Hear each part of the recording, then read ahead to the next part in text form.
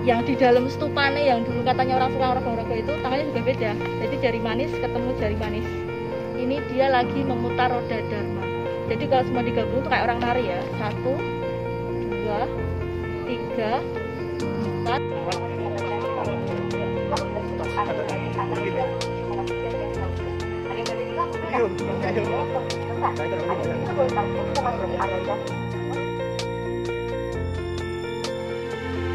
Namanya Borobudur dari dua kata, Boro sama Budur. Boro itu candi, Budur itu di atas bukit.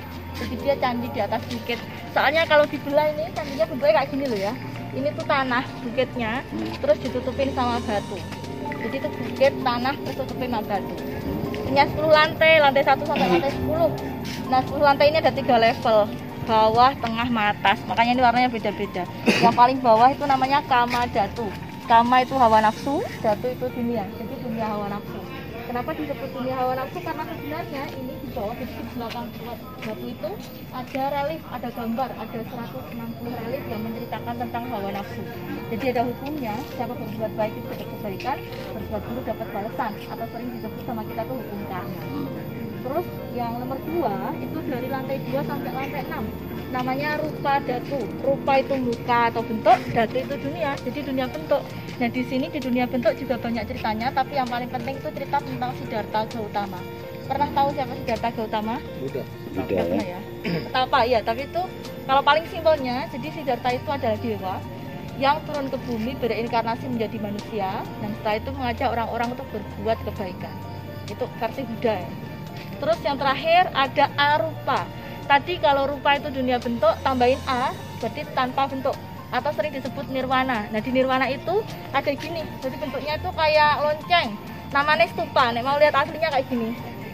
Jadi di arupa datu itu ada stupa, stupanya ada 72, 73, 72 kecil, 1 stupa induk yang ada penangkal petirnya. Terus di dalam stupanya itu ada 1 patung Buddha. Tapi di sini totalnya itu ada 504 patung. Jadi 72 ada di dalam stupa, sisanya 432 ada di dinding. Nanti kita ketemu 6 posisi tangan yang berbeda. Jadi semua patungnya itu duduk bersila. Tangan kiri di atas pusar, tangan kanannya yang berubah. Sekarang kita ada di timur. Jadi semua patung yang menghadap ke timur, tangannya gini. Ini artinya dia sedang memanggil Dewa Bumi sebagai saksi. Soalnya kalau misalnya kita ke sana, kan dia itu persegi ya, jadi ada 4 sisi. Kalau kita timur sini, kalau kita ke sana, ke selatan tangannya beda lagi, gini. Ini lagi memberikan sedekah. Kalau kita ke barat, mana? Tangannya beda lagi, gini. Lagi semedi atau meditasi. Nah ini nanti kita paling depan, paling gampang itu situ. Paling dekat tangannya gini, ke utara. Ini dia lagi menolak bala atau memberikan perlindungan. Nah tadi saya bilang 6, udah 4, masih 2. Yang nomor 5 itu ada di lantai yang kotak yang paling atas, lantai 6. Jadi yang paling tinggi ada gua-guanya itu patungnya tangannya gini. Ini artinya dia sedang memberikan pengajaran. Khusus ini ada di lantai 6. Kemanapun dia melihat lantai 6 tangannya gini semua. Terus terakhir yang di dalam stupane yang dulu katanya orang suka Rogo-Rogo itu tangannya juga beda. Jadi jari manis ketemu jari manis. Ini dia lagi memutar roda dharma. Jadi kalau semua digabung tuh kayak orang nari ya. 1, 2, 3, 4, 5, 6. Ini timur, selatan, barat, utara, lantai 6. Ini di dalam stupa. Sampai sini ada pertanyaan enggak? Oh yang Rogo itu di sana, lantai 7. Betul. Itu mitos ya, ya mitos. Mungkin yang dulu dapat itu dia udah usaha, terus dia tinggal demek aja, tinggal pegang, terus jadi kenyataan. Kalau kita nggak usaha, cuman pegang-pegang aja, nanti ya juga. Katanya kalau ini kan nggak nyampe. Oh, soalnya ini kan bolong ya, bolong. Terus batunya kan ini nggak satu batu terus diukir bolong-bolong tuh nggak. Jadi batunya itu kayak susunan gitu loh. Jadi ini satu balok, satu balok, satu balok. Nah itu tuh tebel ya batunya, segini loh ya. Terus kalau misalnya itu mau nyentuh ini kan ya sakit. Nah biasanya tuh orang kalau udah sakit ya udah loh, nanti aja. Nah itu karena patungnya itu kan ngadepnya ke sana, keluar. kadang itu ada orang yang mau merogoh dari tengah, dari sini, dari samping sini, jadi ya agak jauh. Dia itu mau merogohnya tangan, jadi kan tangannya di tengah sini, lah dari sini ya jauh ya. Terus kalau dari depan itu juga banyak yang jatuh soalnya. Ini misalnya stupanya ini, nah itu sebelum ini cuma ada jarak dikit aja, lah bawahnya udah 1,5 meter batu lagi. Jadi kalau misalnya nggak hati-hati keseleo ke belakang bahaya juga. Jadi sekarang tuh nggak boleh. Ini udah 10 tahun yang lalu nggak boleh, tapi itu kadang dapat kadang nggak. Iya, tapi 10 tahun yang lalu dari mulai arah Merapi kan jeblok itu udah nggak boleh. Soalnya tangannya kita tuh katanya juga mengandung kimia, jadi kalau kena batu nanti jadi aus, batunya rusak. Nah ini bangunan bersejarah. Sampai sini ada pertanyaan lagi? Cukup. Ini mbak, apa mbak? Kepala. Yang kepala tadi mbak. Nah, ngomongin kepala Potel. Sebelumnya saya ngomongin pembangunannya dulu, soalnya itu setelah pembangunan. Nah ini candi dibangun abad 8 sampai 9, tahunnya 780 sampai 830 setelah Masehi. Yang bangun rajanya Samaratungga, dinastinya Sailendra. Nah setelah dia dibangun, candinya dipakai buat sembahyang dan belajar karena banyak gambarnya. Setelah itu ditinggalkan. Kenapa? Gempa bumi. Jadi kepalanya yang nggak ada itu Pak, itu karena dia nggak pakai semen, cuma ditaruh aja. Pas ada gempa bumi agak gede kan dia jatuh. Nah ini lehernya itu kecil, jadi semua badan tuh leher sama lengan yang kecil. Jadi yang paling sering rusak duluan itu. Terus setelah itu ada erupsi Gunung Merapi, abu sampai sini. Orangnya kabur lagi. Jadi karena semua ketutupan abu, nggak ada makanan. Ini candi ditinggalkan lama sampai ratusan tahun kemudian udah ada dalam hutan. Yang nemuin orang itu kan nggak tahu itu apa, maksudnya ratusan tahun. Jadi mereka tuh ada yang ambil batu nih, entah batu rumah, ambil kepala nih. Terus lama-lama tuh banyak orang kayak gitu, jadi curian. Nah setelah itu kita dijajah Inggris. Inggris itu mulai bersihin pas pertama kali. Jadi dulu ini penuh dengan abu ya, abu terus sampai dibersihin abunya itu zaman Inggris.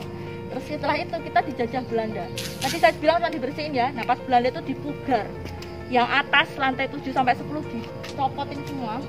Dalamnya itu dibersihin lagi, terus dibalikin sampai kayak gini. Itu zaman Belanda 1907 sampai 1911. Nah sini 7 sampai 8 sisane yang lantai 1 sampai lantai 6 itu zaman Pak Harto. Jadi pemugaran kedua dicopotin lagi lantai 1 sampai 6, dalamnya dikasih pipa supaya air hujan itu keluar sini, saluran irigasi ini, saluran irigasi itu. Karena sebelum ada saluran irigasi itu, dia itu banjir. Lewat bolong-bolongan di dinding, kalau enggak ya lewat-lewat selapan di dinding. Pintar beruparanya lebih tinggi. Iya. Terus tadi saya kan bilang ini candinya nggak pakai semen. Kira-kira pakai apa? Cak bangunnya. Pakai Telur. Putih telur. Kan martabak ini. Nggak usah Oh, ceritanya. Ceritanya pakai putih telur. enggak, tapi khusus ini enggak. Enggak. Pakai apa mbak? Ini Bapak tahu itu Lego. Lego Ya, ya. ditumpuk aja sebenarnya. Cuman numpuknya tuh nggak sembarang numpuk ya. Jadi misalnya ini Oh. balok 1, balok 2. Jadi batu 1, batu 2. Batu Kunci 1 itu dia dibuat setengah kotak. Bolong, dikeruk. Batu 2 juga. Nek setengah sama setengah kan jadinya satu besar. Nah atasnya ada balok ketiga. Balok ketiga tuh ada dibuat congkelannya di tengah itu. Nah congkelannya dibuat sama bentuknya kayak sama yang bawah. Ukurannya juga. Jadi tinggal klek gitu. Saling mengunci. Ngunci. Ya. Itu kalau yang nyusun gini ya.